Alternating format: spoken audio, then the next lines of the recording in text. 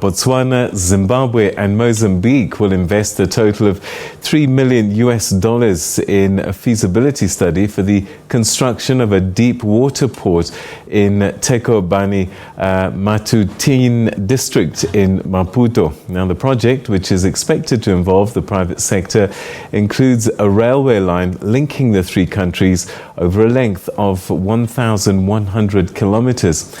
The project is reportedly budgeted at around $7 billion, and the aim of the project is to boost trade relations between the three countries and facilitate the export and import of products, particularly oil.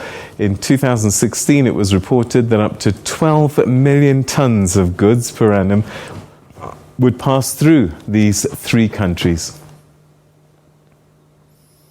Well, for some analysis of this project, we're now joined by Zambian economist Yusuf Dodia.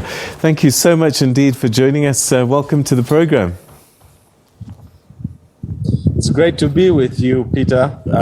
Another day. It's yes. Good Friday, as you know. So the world is calm today. Yes, indeed. And potentially great news. I know they're at feasibility stage, but what would a deep water port like this mean? Well, if you look at the project, it's aimed at connecting the port of Techobanine in Mozambique, in the southern part of Mozambique, coming round the South African border into Zimbabwe, and then going up again into Botswana. So it's kind of an arc that connects the port in Mozambique to the coal mining area of Botswana. And of course, that gives Botswana, which is a landlocked country, an alternate route to the sea. And in this particular case, to the Indian Ocean, which is the shortest route to the industrial continent of Asia, Southeast Asia, where you've got China and other countries that are desperately looking for coal as an energy source. And given that we are having these challenges at the moment with Ukraine and Russia, I think that alternate energy is already on the agenda, apart from fossil fuels such as petroleum. And so I think that for Botswana, this is a timely initiative, and I hope that this particular mechanism fits in with the Belt and Road Initiative that China has been propagating and marketing for the last 10 years or more to try to get Africa to be interconnected through rail and road transport systems. And so hopefully this project fits in to be able to make especially the landlocked countries, much more accessible from different directions, both from the Atlantic as well as the Indian Ocean. When I look at the map of Southern Africa, it looks as if this is something that will really benefit Botswana more than the others. I mean, there's already good links between Zimbabwe and Mozambique, I'm guessing. And so Botswana stands to gain a great deal, or is there a plus side as well for someone like Mozambique that's already on the coast? Well, this new port, Techobanine, in Mozambique is going to be looking for business, and it's a deep sea port. The investment that's going into that port is somewhere in the range of about $7 billion. So obviously, this is a port that's looking for business. And a rail line running from Techobanine past Maputo means that it's bringing commerce and industry along that rail line all the way to the border with Zimbabwe. So I believe that the Mozambicans will benefit from it because one is they will get the business coming in from Botswana, but two is that the rail line will also serve the people of Mozambique.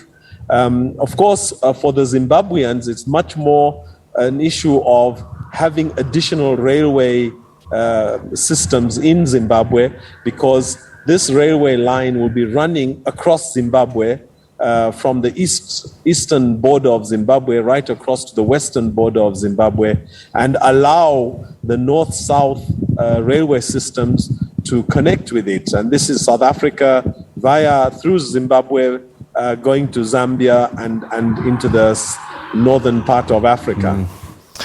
$7 billion, that's a huge amount of money. And I suppose that even these three countries together, they're going to have to involve the private sector. Well, clearly, if we're looking at a railway system, and if we look at the railway systems that are running across the world, I think the privately run railway systems have not worked very well. We've seen railway systems working in Europe, in North America. They've not performed as well as the railway systems in China and in India, which are state-run. So I think that as Africa, as Botswana, Zimbabwe, Mozambique, and even Zambia, we'll be looking at a mix of public sector and private sector investment in running a railway network across the country. And I think if the infrastructure is invested in by government, but the trade and operational investments are invested by the private sector, then that mix will make it a viable solution for expanding trade, but also to make it cost effective as far as domestic investment is concerned. And I think these sort of initiatives are beginning to crystallize with airports. We're seeing that governments are building airports, but they're allowing terminal buildings to be developed, supported, and completed by private sector investors, whereas the government takes care of the aviation infrastructure. So I believe that that kind of mechanism surely will provide the kind of results that they're looking for. I would imagine countries like Zimbabwe might benefit from this because their rail structure at the moment is pretty old, dilapidated in many parts, and some would say even in some parts dysfunctional. So maybe this injection might be of benefit to the greater railway network, or we might have a state-of-the-art line towards the south, and then the rest of the country not so great. Well, I think this is something that has to be considered extremely carefully, because remember, the $3 million which is going in now is just for the primary sort of feasibility studies and stuff like that. And that's $1 million being paid by each one of the three nations. But the complete project is supposed to cost about $600 million. That means 200 million per country. Now, if a country like Zimbabwe is going to put in $200 million, they must have a strategy for how that railway infrastructure is going to benefit the economy of Zimbabwe. And I think these independent assessments and analysis are extremely important to be able to make sure that you get a win-win-win situation for the three countries. Most of our countries are kind of plagued with debt, and a lot of the money that has been part of this debt has been money that has been abused, misused, misapplied, and we're not getting much in terms of return on investment. So I think going forward, every country in Africa needs to look at any new debt that it acquires as an investment into a future economic payback system. And of course, one cannot argue that the railway system is definitely something that every African country needs. It needs to be functional, it needs to be cost effective, and it needs to be widespread across each country in order for the people to benefit both socially as well as economically. And I suppose this works really well with this new era of the continental free trade area. Oh, absolutely. As I say, you know, in order for the continental free trade area to function effectively, and the sub-free trade areas, the COMESA free trade area, the SADC free trade area, the East African community, the ECOWAS, for all of these regional groupings to perform, the biggest challenge is really that of communication. And at the moment, the most reliable communication amongst the countries in Africa is air transport, which is the most expensive.